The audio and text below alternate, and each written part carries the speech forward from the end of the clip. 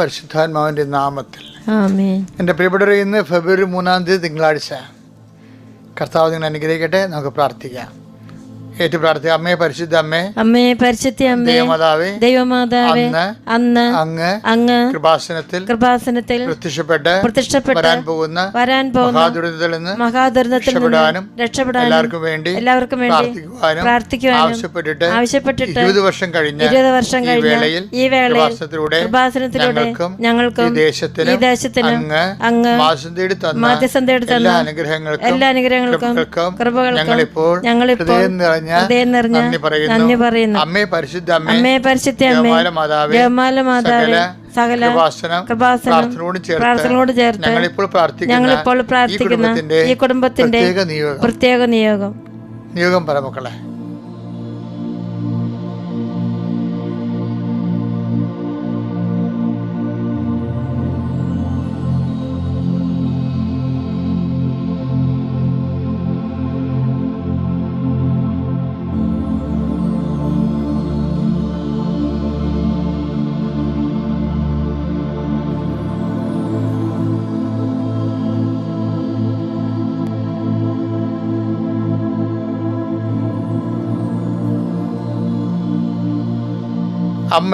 അമ്മയുടെ പ്രത്യക്ഷീകരണത്തിന്റെ വേളയിൽ ഞങ്ങൾക്ക് കനിയണമേ.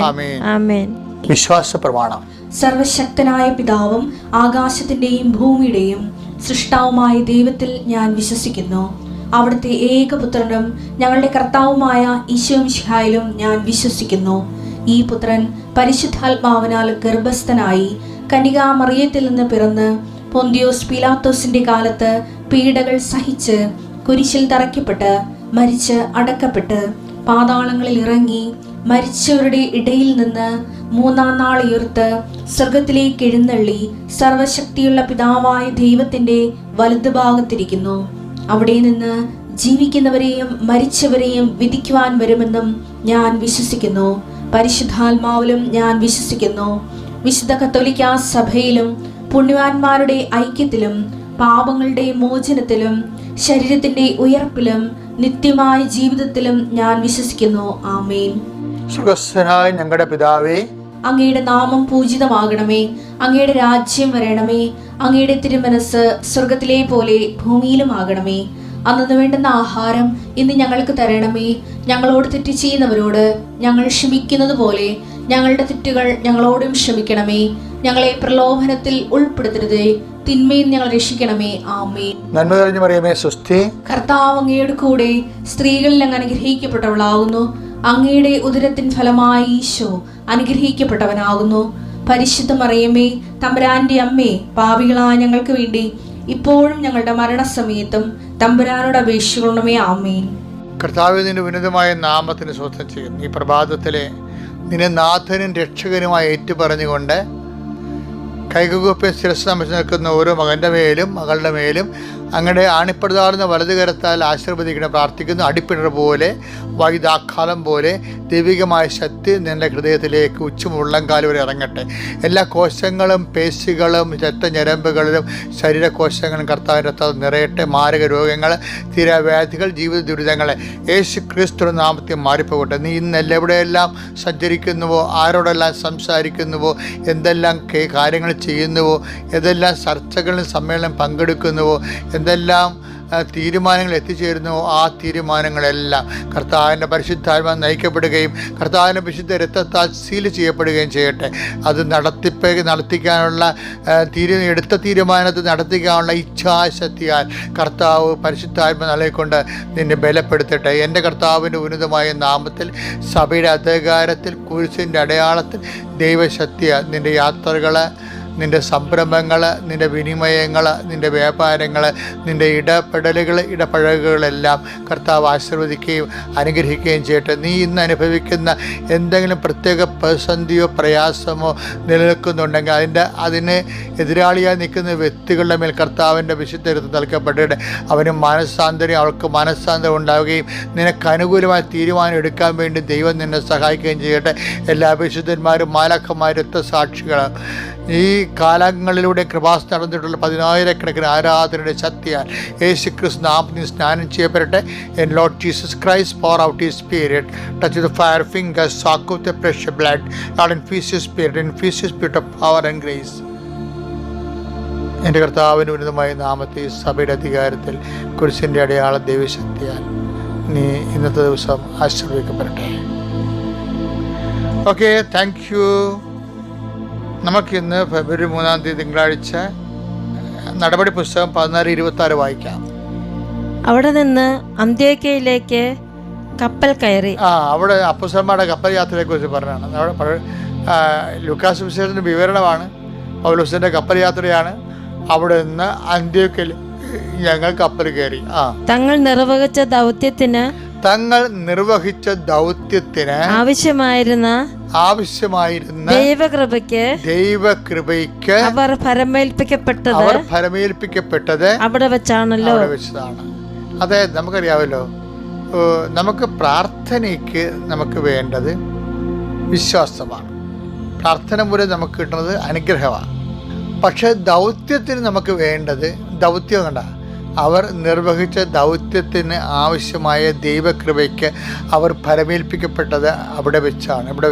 അന്ത്യോക്യയിൽ കൃപയുടെ അപ്പോസ്തലന്മാർക്ക് കൃപ കിട്ടിയ സ്ഥലമാണ്. എന്താണ്? തങ്ങൾ നിർവഹിക്കാൻ പോകുന്ന പ്രവർത്തനത്തിന്, ദൗത്യത്തിന് എന്ന് വെച്ചാൽ മിഷൻ എന്ന് പറഞ്ഞാൽ എന്താ? പ്രേക്ഷിത പ്രവർത്തനമാണ്. കർത്താവിനെ അറിയാത്തവരെ അറിയിക്കുകയാണ്, അറിഞ്ഞവരെ ആഴപ്പെടുത്തുകയാണ്. അതിന് വേണ്ടത് അനുഗ്രഹമല്ല. അനുഗ്രഹം ഫിസിക്കൽ ഫേവേഴ്സാണ്, ഭൗതിക ആനുകൂല്യങ്ങളാണ്. അത് ഡെഡ് ആൻഡ് ഗോയാണ്, യൂസ് ആൻഡ് ത്രോയാണ്. പക്ഷെ അതേസമയം തന്നെ കൃപയെന്ന് പറയുന്നത് എന്തിനാണ്? ദൈവത്തിൻ്റെ തനത് ശക്തിക്കാണ് കൃപയെന്ന് പറയുന്നത്. കൃപ നിറയുമ്പോൾ കർത്താവിനെ കൈമാറാൻ തോന്നും. കണ്ടുമുട്ടുന്ന വ്യക്തികളിലേക്ക് വിശ്വാസം കൈമാറാൻ തോന്നും. അതായത് കണ്ടുമുട്ടുന്ന വ്യക്തികളിലേക്ക് വിശ്വാസം കൈമാറണം.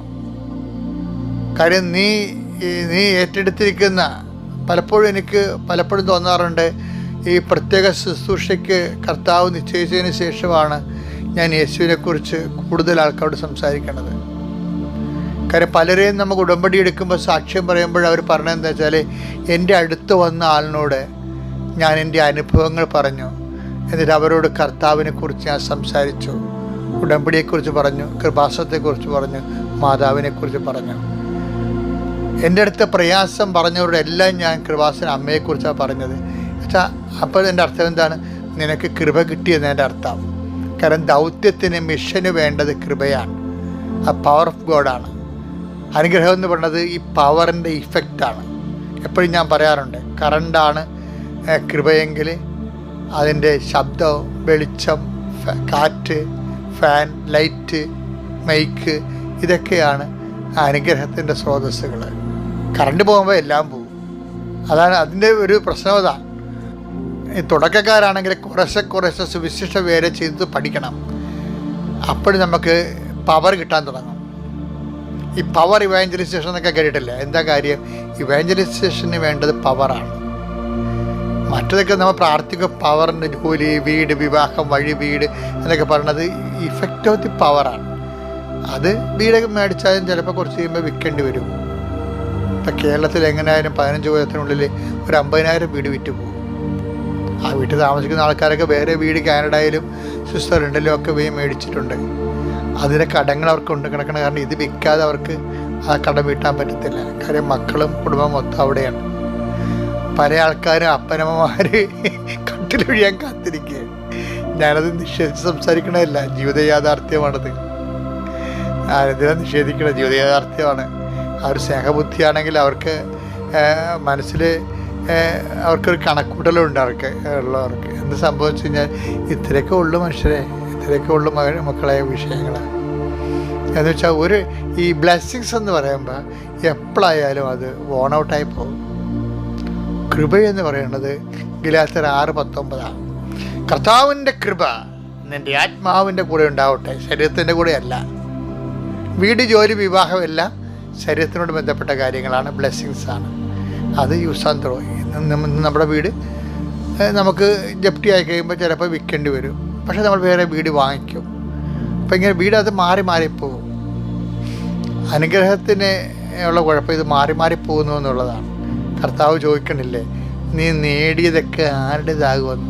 ബ്ലെസ്സിങ്സ് അന്യാധീനപ്പെട്ടു പോകുന്നതിൻ്റെ അർത്ഥം. ലൂക്കായുടെ സുവിശേഷം 12:20 ഉണ്ട്. എന്താ പറയണത്? എന്നാൽ ദൈവം അവനോട് പറഞ്ഞു, പോഷ, ഈ രാത്രി നിൻ്റെ ആത്മാവിനെ നിന്നിൽ നിന്ന് ആവശ്യപ്പെടും, അപ്പോൾ നീ ഒരുക്കി വച്ചിരിക്കുന്നവ ആരുടേതാകും. ഇതന്നെയാണ് മത്തായി 16:26 പറയണത്. ലോകം മുഴുവൻ നേടിയാലും ആത്മാവ് നഷ്ടപ്പെട്ടാൽ എന്ത് പ്രയോജനം? അപ്പോൾ അനുഗ്രഹത്തിന് ഉള്ള കുഴപ്പം ഇത് ആരുടെയെങ്കിലും ആകും നേടി വെച്ചിരിക്കണത്, ഒരുക്കി വെച്ചിരിക്കണത്. അതുപോലെ ലോകം മുഴുവൻ നേടിയാൽ പോലും അത് പ്രയോജനമില്ലാതെയായി മാറും.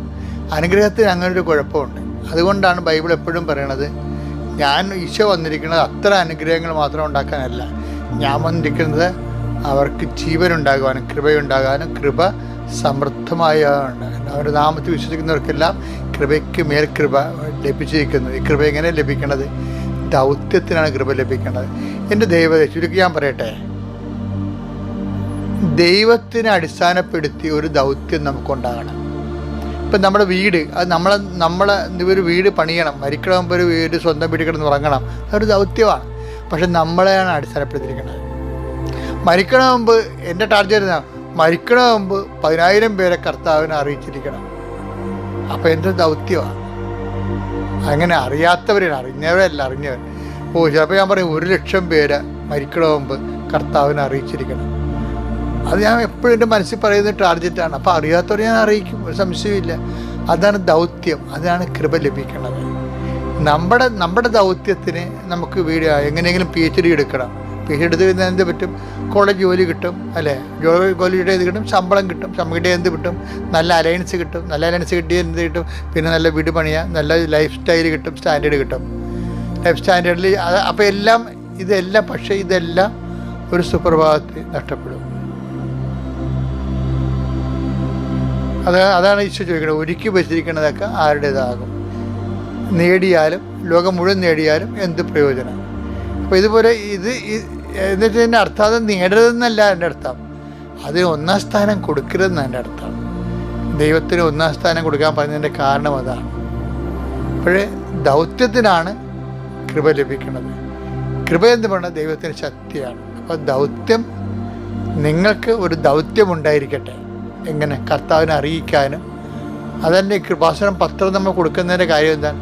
അറിയാത്ത അറിയും, അറിഞ്ഞാൽ ആഴപ്പെടും. കാര്യം പ്രസംഗിക്കാൻ അറിയാമെങ്കിൽ പിന്നെ പ്രസംഗിച്ചാൽ മതിയാവും.